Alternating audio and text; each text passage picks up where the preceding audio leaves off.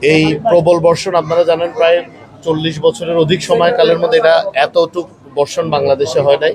বিশেষ করে পার্বত্য 3 জেলা এবং এর নিচে গিয়ে হাটাজারি সহ আমাদের শহরের বেশ কিছু অংশ ভূমিধস সহ পানির নিচে তলিয়ে গেছে।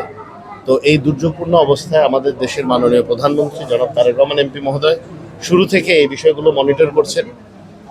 আপনারা জেনে খুশি হবেন আজকেই এই 3 পার্বত্য জেলার জন্য পার্বত্য চট্টগ্রাম বিষয়ক মন্ত্রণালয় থেকে প্রায় 1300 মেট্রিক টন বরাদ্দ দেওয়া হয়েছে বিশেষ সহায়তা।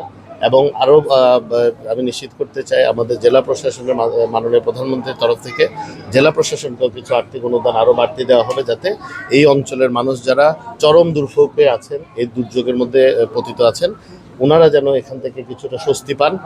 আর আমাদের জেলা প্রশাসনের পক্ষ থেকে, সরকারের পক্ষ থেকে প্রায় 1300-র অধিক আমাদের আশ্রয় কেন্দ্রগুলোতে আছে। 25টার উপর আশ্রয় কেন্দ্র খোলা হয়েছে, তাদের আহারের ব্যবস্থা করা হচ্ছে। কিছু কিছু জায়গায় আমাদের দলের জেলা বিএনপি, উপজেলা বিএনপি অঙ্গ সংগঠন সমূহ, জেলা বিএনপি অঙ্গ সংগঠন সমূহ এবং ইভেন কি ইউনিয়ন বিএনপি অঙ্গ সংগঠন সমূহ বিভিন্ন জায়গাতেই তারা বিভিন্ন পরিবার যারা এই ধরনের দুর্গমে, তারা যারা রুদ্ধ হয়ে আছে, যারা বেরোতে পারছে না, তাদেরকেও খাবার দাবারের ব্যবস্থা করেছেন একদম প্রথম দিন থেকে। ভিটামিন ই ও সি সিরাম 8টি প্রাকৃতিক অয়েল সমৃদ্ধ লিলি সিরাম অয়েল, যা চুল পড়া কমায় মাত্র 30 দিনে।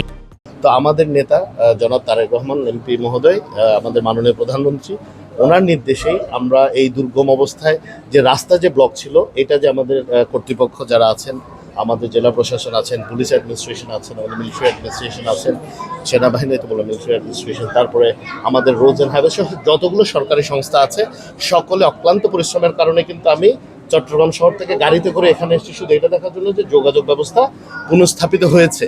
আমরা জনগণের সেবক, আমরা জনগণের সেবা করার জন্য আছি, ওনারাও আমরাও সেম, আমরা একই কাজই করছি। আমাদের দলের সকল পর্যায়ের নেতাকর্মী আপ্রাণ চেষ্টা করছেন যাতে জনগণকে নিরাপদ আশ্রয় এনে রাখা যায় এবং এই আশ্রয় থাকাকালীন সময় ওনারা যেন স্বস্তিতে থাকেন এবং নিরাপদে থাকেন এবং সুস্থ থাকেন।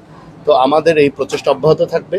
পর্যাপ্ত পরিমাণ ত্রাণ বলেন, খাদ্যশস্য বলেন, যা দরকার স্যানিটেশন, আমরা এই মাত্র কিছু মহিলাদের হাইজিন সংক্রান্ত কিছু সামগ্রী দিয়েছি, বাচ্চাদের হাইজিনের কিছু সামগ্রী আমরা মাত্র বিতরণ করলাম।